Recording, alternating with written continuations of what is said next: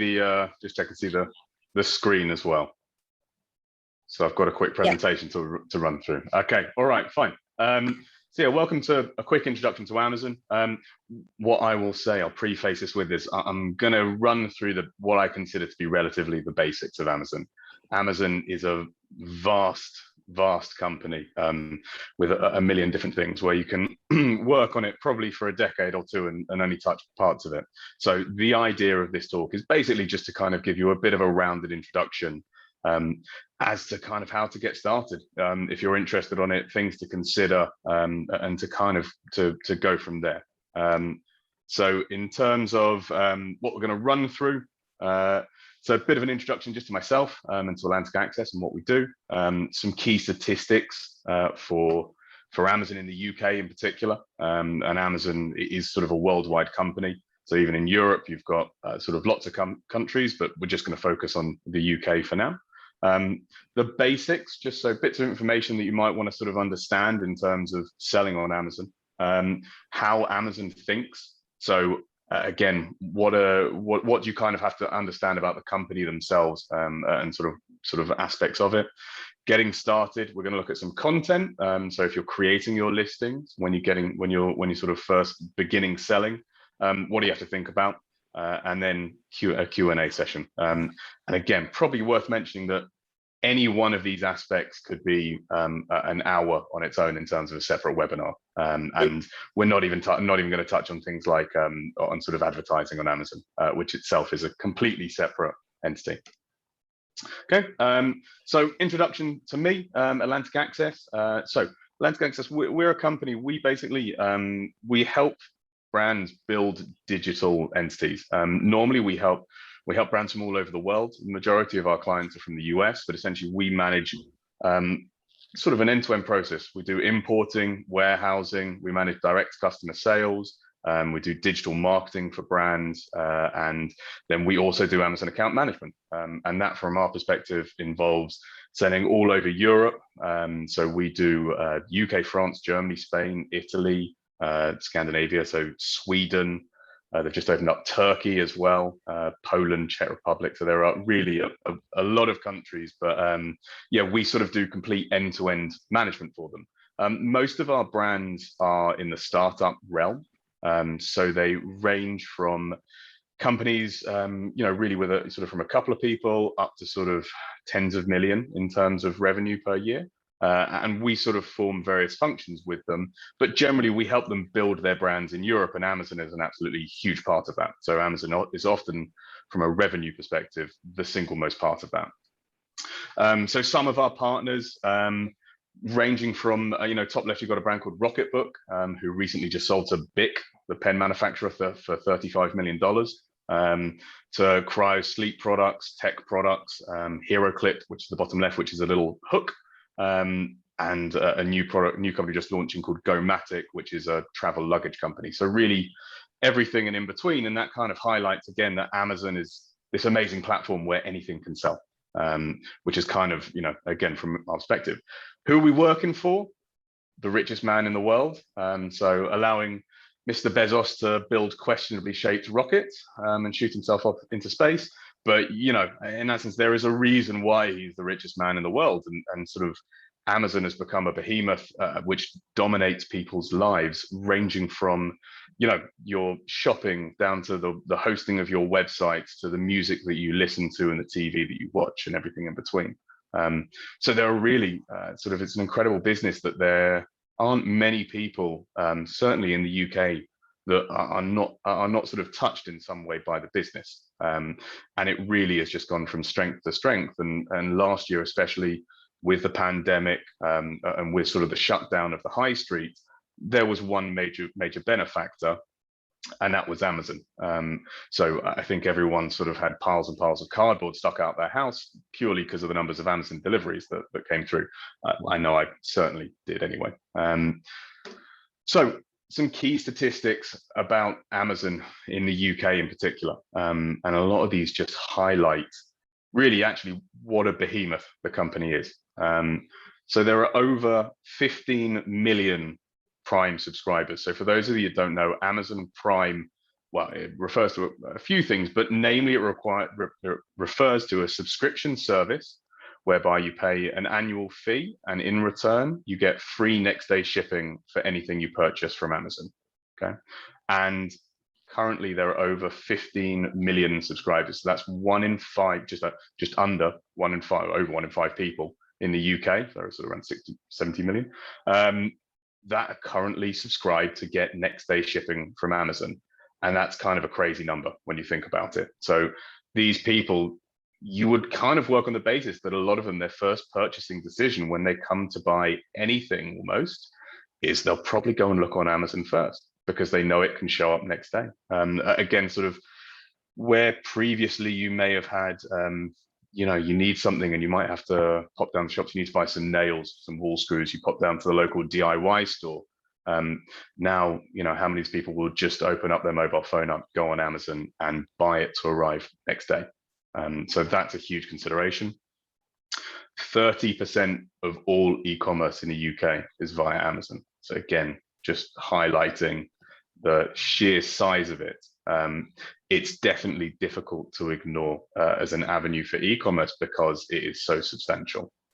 Okay, and in 2020, 19.4 billion pounds of revenue on the platform in the UK alone. So up 50% year on year. Like I was saying, the impact of the pandemic really sort of driving sales. I believe, I think the stat was that's twice of what M&S did, I believe. So really just colossal company.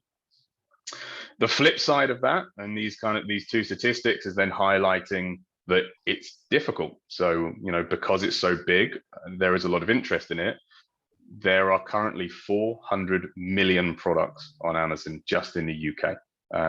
So when you are going there and you are looking at how you're going to sell, pretty much anything, you are going to be competing with a lot of people for a small amount of bandwidth. Small bandwidth for each product, but there is still a vast opportunity there. Okay. The other thing to highlight is that currently over 35% of the sellers are based in China. So there has been a massive explosion in the past 5 to 10 years, since Amazon started doing Fulfilled by Amazon, where you can ship to their warehouse, which I'll talk about in a bit, which allows anyone in the world essentially to be able to sell. And you've just got to think about competition and again, how difficult it is. And where especially you're talking about China, you know, if you're up against even the factories that are often selling the product, they have cheap product. So if you're going after something that is very, very price competitive, you have to be wary that you're going to be up against some stiff competition. Okay. So in terms of the basics of Amazon, so really before you've even started selling, what are the important things to consider? First of all, how do you sell on Amazon? Realistically, there are two ways for Amazon. One is you sell on Amazon. So Amazon is a marketplace where anyone can list any product. Your product must have a barcode, amongst other things. But essentially, if a product has a barcode, then it can be sold on Amazon. The other is that you sell to Amazon. So Amazon, therefore, buys your stock. You get a purchase order from them. You ship to their warehouse, and they will sell it for you.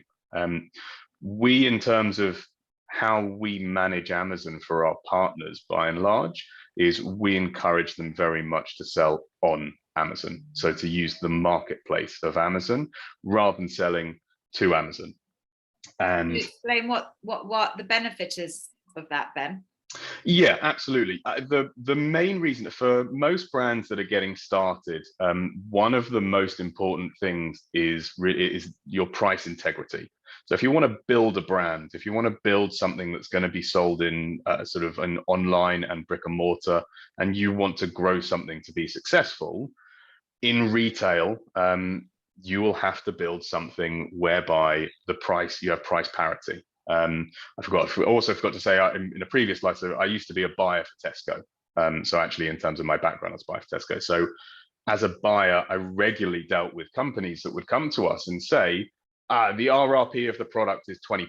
And you would go and look online. And if it's half price or £15 on Amazon, you go, no, the RRP is not £20, the selling price of this product is £15. And why does that happen on Amazon? If you sell to Amazon, they dictate the price. Okay, so they have 100% control of what price they're going to sell it at. And the single most important thing to Amazon is being the cheapest in the market.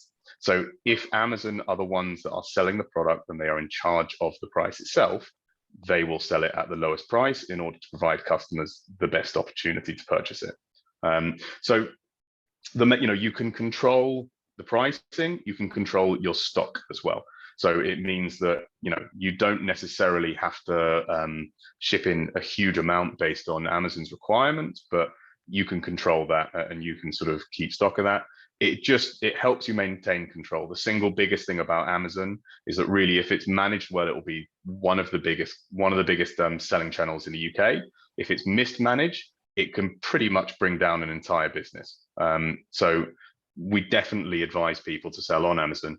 The other thing in terms of selling to Amazon is that more than likely your contract when you sign up with Amazon to sell to them will have full sale or return in it. So although you might get a nice PO, so Amazon might send you a nice order, which looks nice in terms of what you get in the bank, if you have full sale or return, they have zero risk on that stock. So it means that if it doesn't work, they'll just send it back to you, or they'll discount it and clear it out. Okay. So yeah, we normally advise people to sell on Amazon. Selling to Amazon, normally when you get to a bigger brand is worthwhile, because then when you get to that point, Amazon can back it. So Amazon can buy in high volume and they will then run promotions and they will back it. But wait until you're really significantly larger, I'd say, for that. Okay. So in terms of shipping the product, and I'm going to go down the route here of selling on Amazon. I'm going to kind of work on the assumption that the majority of people, we're talking about selling on the platform as a third-party seller. You've got two routes that you can use. The first of which is FBA, which is fulfilled by Amazon. And this is where you are shipping stock to their warehouse, and you're basically letting Amazon take charge of the logistics. All right. And for the majority of people, again, when we're talking about Prime membership, that means that you get that little tick right next to your product. And that is vastly important for pretty much any of those people that subscribe to Prime, any of those 15 million people, they'll be looking for that little tick on your product. Right? The other one is fulfilled by merchants, which means that you can either use your own warehousing, or if you want to do it. So orders will come through the platform. You can go in, take the orders out, and use your shipping methods yourself to dispatch. The one thing that's worth noting is that purely through economies of scale, Amazon's shipping is unbelievably cheap. So their actual cost of logistics, their last mile cost of getting it from the warehouse to you as a customer, will be cheaper than anything you'll ever be able to get yourself, or if you've got a warehouse, will be significantly cheaper. So it depends on the size of the product in terms of what that actual fulfilled by Amazon charge is, but it's highly unlikely that you'll be able to do cheaper than them. So the majority of sellers at the moment use FBA because it's relatively simple. You basically ship in bulk into Amazon's warehouse, and then you let them pick, pack, and dispatch it. They can then also handle the returns process, so the returns will go back to them too. And it is a very, very easy product to use through their platform. Okay. Some margin considerations. So what do you have to think about from a financial perspective? People kind of often talk about Amazon as being, one of the cheapest platforms in terms of selling, which is true in some ways, but not necessarily something that you should kind of take as a flat out to assume that that's sort of how it works. So Amazon take a commission for every unit that's sold. And that ranges from 7% to 45%. The 45% is for Amazon devices. So if you want to make something that specifically connects to an Amazon Echo, you will have to pay 45% of that sale to Amazon. The majority of products range around 10 to 15%, or 10 to 12% is the most common. The one thing to note is that calculation of VAT is taken from the RRP, including VAT. And nobody else in the world does this. Nobody else in the world gets away with doing this, apart from Amazon. Normally, margins are always calculated after VAT, but Amazon take it from including VAT. So that's really important when you're working that out, because logic need not apply, basically, when it comes to certainly dealing with Amazon in many ways. You need to consider your fulfillment costs. So ship that, you've got to work out that FBA fee. You've also got to work out the fact of shipping to Amazon as well, which is very, very important. And you've got to then also factor in marketing and return costs. Marketing, again, is something that I'm not going to touch on at all in terms of this presentation, but in order to be successful at Amazon, you need to be utilizing their marketing platform, which ranges, but is mainly focused around sort of a pay-per-click model similar to Google, whereby you bid on keywords, and then when you search along the top search terms normally are ones that people are paying for. So you'll see a little sponsored text underneath, and that means people are paying to be there. And generally, to be a success on Amazon, well, not generally, in order to be a success on Amazon, you must utilize the marketing. It's pretty much impossible nowadays to do it without that. But again, you have to factor these things in. So certainly, before you start doing anything, make sure that it makes financial sense. Okay. I just had a question just in relation to those two last slides, if that's all right. Yep. I had a question from Sarah saying, if you sell on Amazon, can the price on your website, your own website, be lower? That's the first question. Okay. So yes, in that sense, one of the good things, again, about selling on Amazon as a platform is that you could 100% control the price.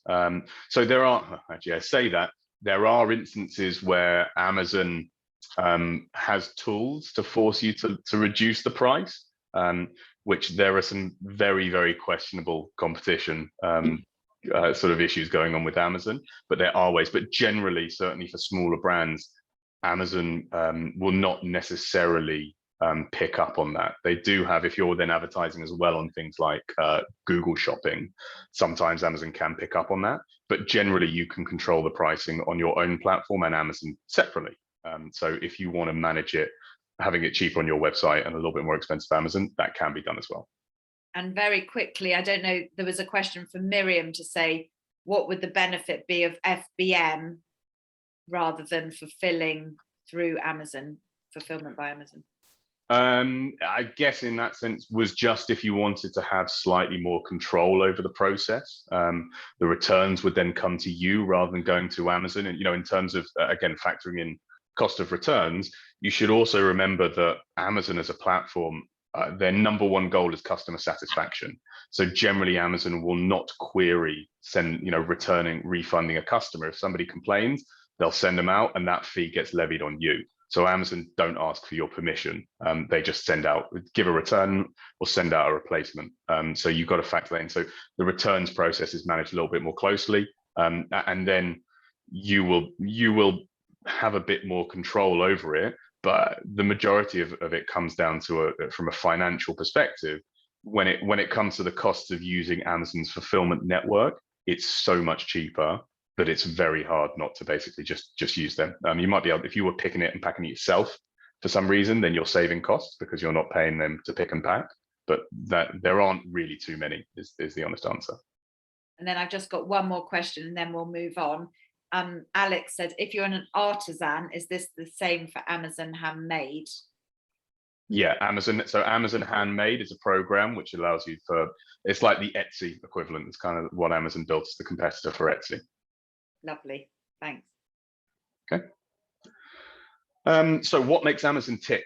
And it's, again, when you're thinking about working on Amazon and sort of selling on Amazon, actually the most important thing is to understand how it works. So Amazon, like I said, put customers first. The reason why Amazon became such a huge company was mainly because they were the first retailer to ever actually put customer satisfaction ahead of profits. So their number one goal was not to make money, it was to make people happy. So the decisions that you make on the platform have to be driven by making your customers happy. And intrinsically, the way that Amazon sees that, happy customers and the way they interact with you benefits actually the ranking and how well your products sell. But if you do not treat customers well, Amazon will not treat you well, because they will know. And so you've definitely kind of got to understand that and put that forwards and sort of think from a customer perspective as a seller on Amazon. Algorithm, which is a horrible word, but it essentially just means about, it's like sort of when people talk about SEO on Google, which is sort of very well talked about for your website. Amazon is basically a mini Google for shopping. So everything that you do in terms of how you write the content, how you build your listings, you need to understand basically Amazon's algorithm. Or you don't need to. It's good to have a base knowledge of it. So Amazon's algorithm is called the A9.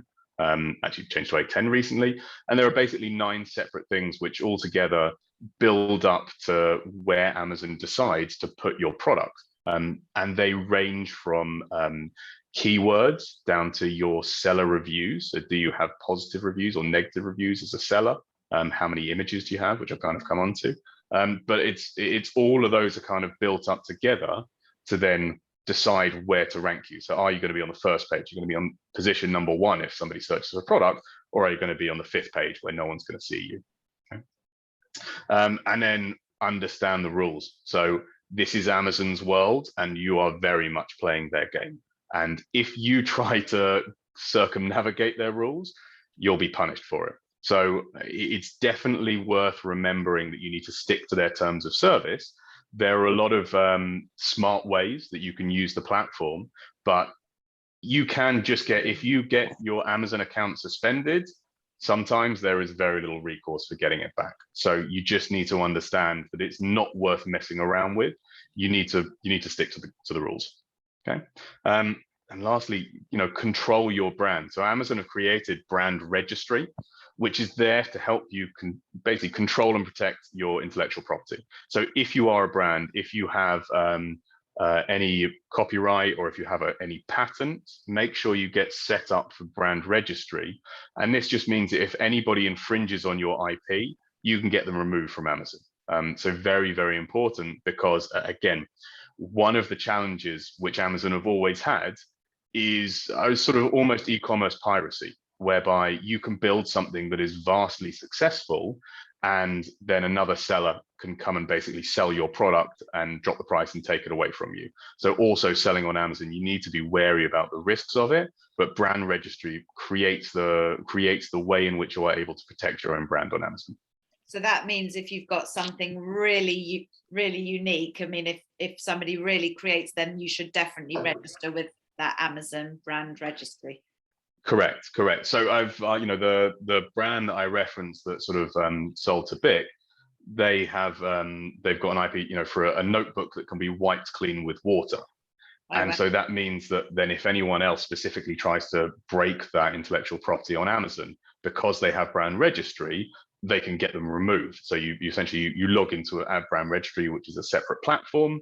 You reference your patent numbers, and then you can get the other products that are infringing removed. And so obviously you should probably do your own IP or trademark it, just if you're going to sell it in other channels or on your own website. But doing it on Amazon will help you if you're selling on Amazon. Is that correct?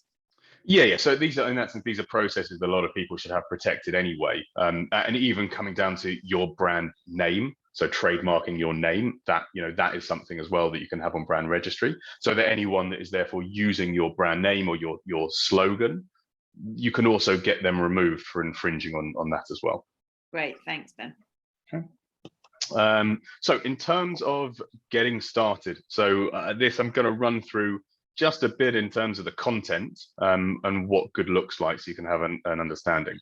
And the first thing to call out that you need to understand is that 80% of all Amazon shopping starts on mobile. And when we're talking about platforms, you need to be doing everything, if there aren't nothings to think about, how your content looks on a mobile as well as how it looks on a desktop, because that's how people are going to interact with it. So in terms of creating your listing, images and video are incredibly important. Of course, you need to make sure that when a customer comes onto your page, they can get all of the information that they need to understand your product. And visually, images and videos are one of the most important things. So 2 different products here. You can see One has got lots of images. So as a customer flicks through, they can go through, they can look at it, different angles, different sizes, lifestyle images. And one simply has one. So as a consumer, obviously you're going to gravitate, the chance of purchasing is significantly higher on the one that has lots of images. And there are sort of various statistics which show that for every image, actually your chance of converting a customer that lands on your page increases. So make sure that you have high quality images.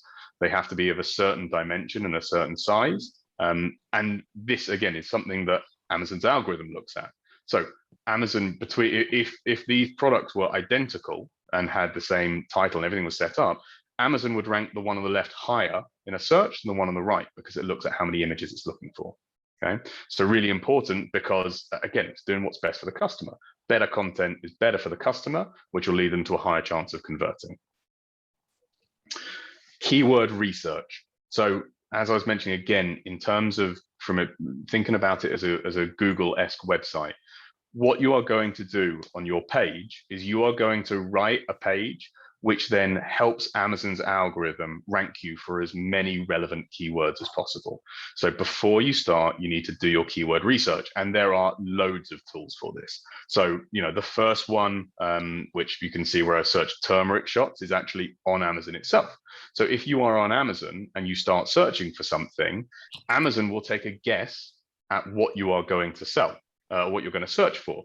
And these are going to be the most commonly searched search terms. So this is something that you can use in your keyword research for understanding what Amazon thinks people are going to search for, and therefore relevancy in terms of your product and your keywords. There are loads of softwares. One of the incredible things about Amazon as a third party, so where you are fulfilled by Amazon and you're selling on Amazon, there are hundreds and hundreds of pieces of software, all designed for helping you become a better seller, ranging from keyword research to your inventory management, to pricing, the PPC management, and everything in between. But the one underneath where sort of the search terms, this is a tool called Helium 10, which we use, which is one of the most popular ones, which can tell you for any search term how many people per month are searching it, and can also tell you what the trend is. Has there been a big spike in it recently? Has there been a big drop in it? And these are really important. These can basically help you understand what people are searching for, and therefore, what are the words that you want to write in your content itself to make sure that when people are searching, they are going to find your product. Because if the words are not in your listing, Amazon does not know that the product is relevant, so therefore will not rank you for search terms. So you can also use Google Ads. The Keyword Planner is a great tool, which is also free. So there are lots and lots of different softwares. A Google search, you will find absolutely tons of them, but definitely make sure you understand what your listing is going to say and the keywords in particular. I've got to ask, Ben, what is a turmeric shot? I mean, I know what turmeric is, obviously, but what is turmeric shot? So one of our clients, so we manage Amazon for a brand called the Turmeric Company, who for anyone that is a football fan, Hal Robson-Kanu, who's a Welsh player that played for Wales, is the CEO, created Turmeric Shot, which is basically it's raw turmeric juice, and you take a shot a day, and it helps with immunity. So they did very, very well over COVID. It helps with inflammation. So he basically started making them because he got an injury when he was younger, and he read that turmeric is fantastic for joints. So he started making his own turmeric shots and then turned it into a brand. Okay, so if turmeric shot starts increasing on Google or the Helium 10 as a result of this session, we know why. Thank you. Yeah, no, exactly why. If there happens to be a massive spike in sales in Northwest London, I'll keep you like. Okay. Titles again. So going back to this notion of what's helpful for customers. So I've got two water bottles here. One Brita plastic water filter, Night Sky 36 ounce, 1 count, and the other show bottle insulated, ultimate insulated double wall stainless steel vacuum flask and water bottle, 12 hours hot and 24 hours cold.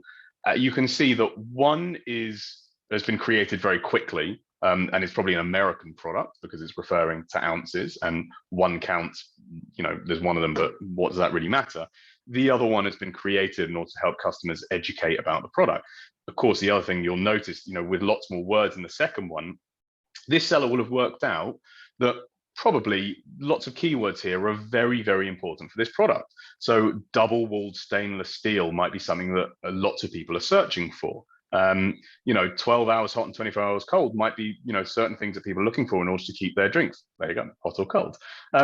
So this person has obviously done their research and wants to make sure that they are putting the most important keywords in their title, not only to help educate the customers, but also to help tell Amazon that if somebody searches for steel vacuum flask, this is a great product. This is the right product to try and show customers, because Amazon's algorithm wants to show people things that will convert. So that's the goal for it.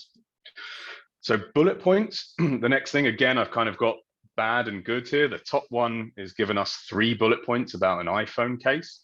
Material silicon, kid's favorite design choice, condition 100% brand new and high quality. Not helpful for the customer, not helpful for Amazon to try guessing whether or not the product's relevant for a search term. The one underneath, again, this company has taken the time, they've written it in a way that is helpful for customers, they've got lots of keywords in there, they've made it relevant. You need to make sure that you are writing something that is helpful for customers to understand the product. You've got to work on the basis that people's bandwidth is sort of relatively limited. So you need to get the right amount of information into there to help them understand what it is. There is also a balance here. You don't want to be writing essays in these. You need to be getting the right information. Probably, if I'm being honest, the one below is slightly overkill for a phone case because it is a phone case. But nevertheless, it still demonstrates actually, that you can put more information in. And again, this is what Amazon is looking for in terms of ranking your product. A+ content, which is what Amazon calls its sort of rich content. These are kind of 2 examples of what you can make your content look like. This is for brand registry sellers. So if you have a brand, then this is available for you. Rather than just a block of text, this again allows you to use images and text and video to sell your product. And if you want to become successful on Amazon, you absolutely must have this as a brand. There's no way around it. You can work with good graphic designers. You need to make sure you have good imagery. But again, you've got to see it through the eyes of a consumer. How would they want to learn about the product? How would they interact with it?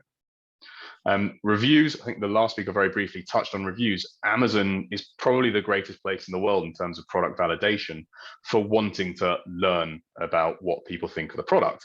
There are a lot of gray areas here. There are a lot of issues with sellers and fake reviews. So you do have to be slightly wary of it. But when you are getting started, the first thing you should do, ask your friends and family to buy the product and ask them to leave reviews, because people in that sense will want to understand what it is. If you have a product with 0 reviews, it is very difficult to start selling. You need to, the general assumed limits around, once you hit around 20 reviews, people start trusting the product. Below that, they're a little bit suspicious about it. And I mean, this is a slightly extreme example, but again, sort of one of our products against a competitor, although the competitor is cheaper, you're much more likely to go on the one that has 40,000 reviews rather than one that has 9. It's product validation. It's 40,000 people around the world that are saying this is a great product. So it is really important, and that's one of the great things about Amazon. You go there to learn about product as well. So people are drawn to Amazon because they might find something that looks interesting, and they'll go to Amazon to see, what do people actually think about it? But getting reviews on your product as you get started, really, really important. Okay, I've kind of left a bit of time at the end for Q&A because I'm thinking there might be quite a few questions, because like I said, it was very specifically top level. There's a lot in there. So I guess if anyone has questions, fire away. Brilliant, thanks, Ben. Do you want to go off share, and then we can, I have definitely got one question here, which is, Alex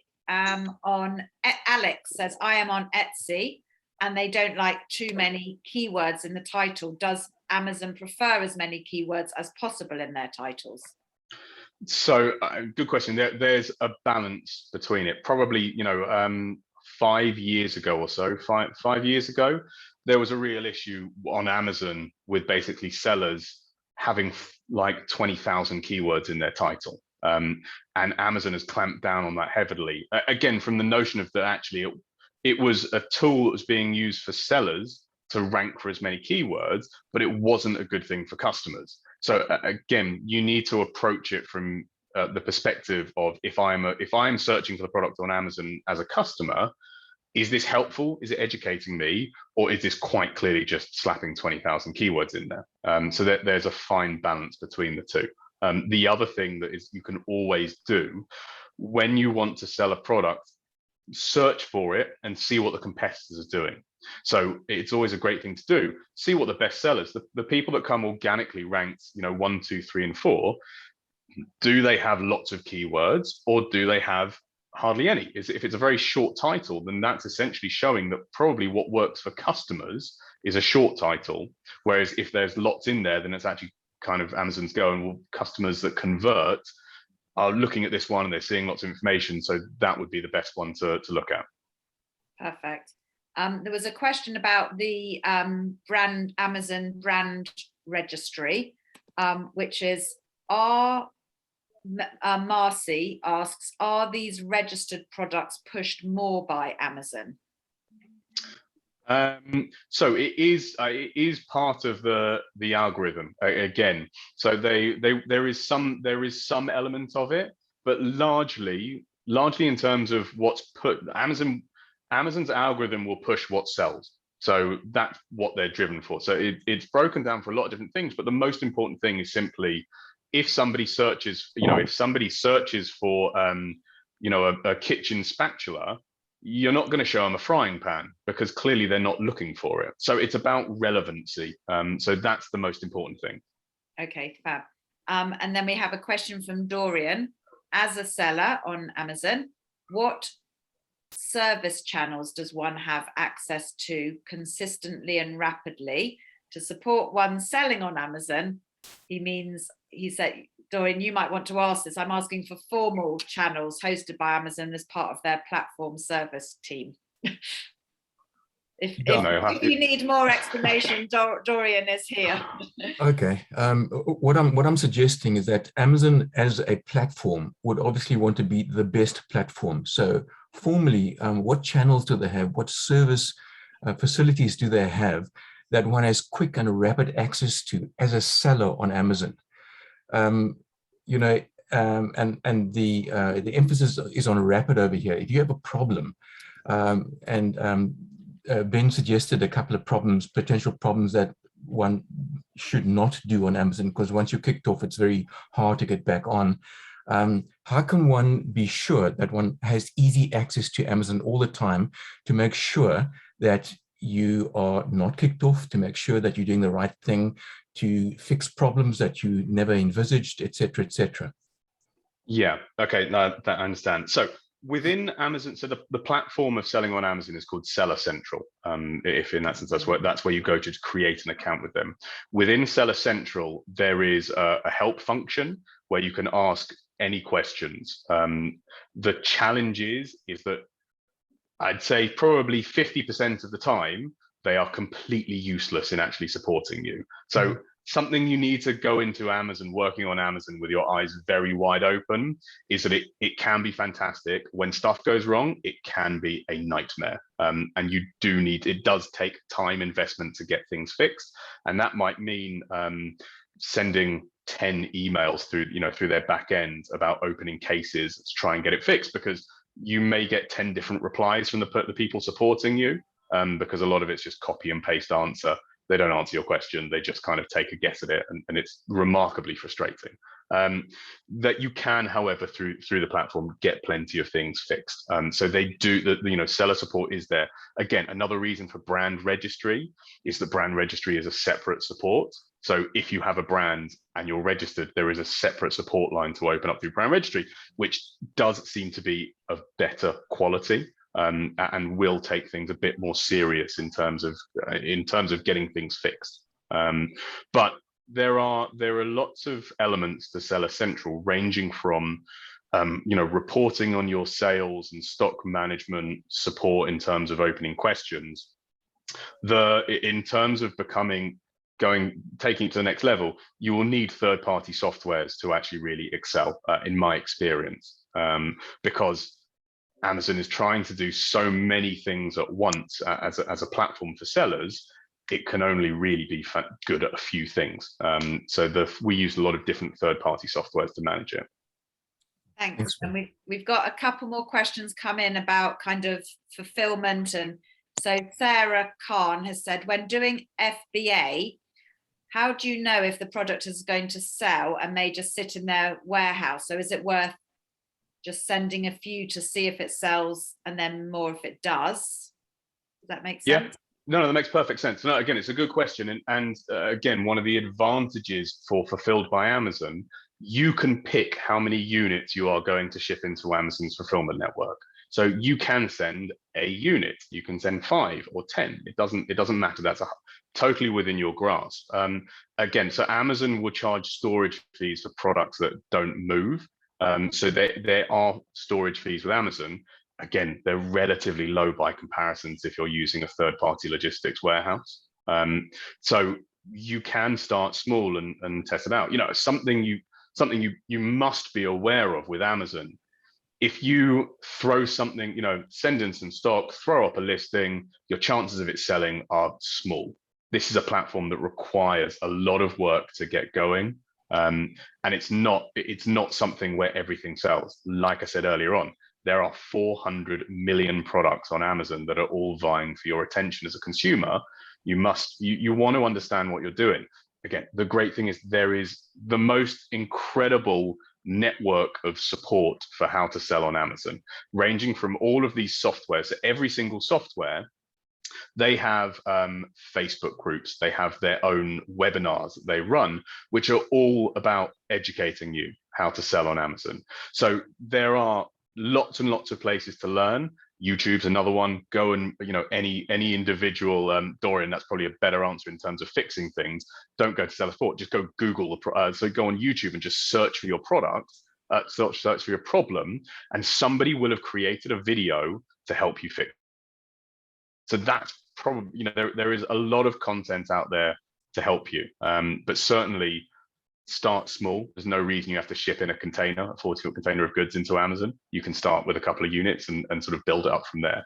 Go on, Jo. Go on, I've just, because I'm aware of time. I've got one more question with one more minute. If you are selling branded products through Amazon for a competitive price, are customer reviews necessary to begin selling? Is the review on the seller or on the product? So both. So as a customer, you can leave a review on the seller. So in terms of were they a good seller, what was their customer support like, and you can leave a review on the product itself. And both are important to Amazon in terms of, again, the ranking of your product. If you as a seller have good reviews, and if your product has good reviews too. Okay, and given you were so quick with that, we've got a question from BB. Amazon fulfillment, how does one check that the products being delivered to Amazon are of the quality ordered from the supplier? Because you're not really in control of the items, which is a good question. So if you're talking about shipments coming directly from outside of the UK into Amazon's warehouse, you have your tracking. So in that sense, you have to ship with a track shipping method, so you can make sure it's been sent. There is within Seller Central, which is the platform you use, there is then a part of it where it shows you have to create your shipments, and it gives you the shipping labels, so you can also see within Amazon what the state of that is. Has it been received? Is the stock sat somewhere waiting to actually be booked onto the system, or has it been 100% received and booked on, or is there a discrepancy which you need to kind of open a case about to complain that you say you shipped 10, they say they've received 5. Perfect. Thank you so much, Ben. That was so informative, and as you say, you really managed to put a lot into the presentation, given it was only 45 minutes. We really appreciate your time, so thank you very, very much, and you're getting a big clap from your father-in-law. Everybody go and have a good 10 minutes break. I'm going to leave this session. You should all have the link. So anybody who now wants to know about the other big session, eBay, please come back on at 11 15 and go and have a good comfort break. Thanks, everybody.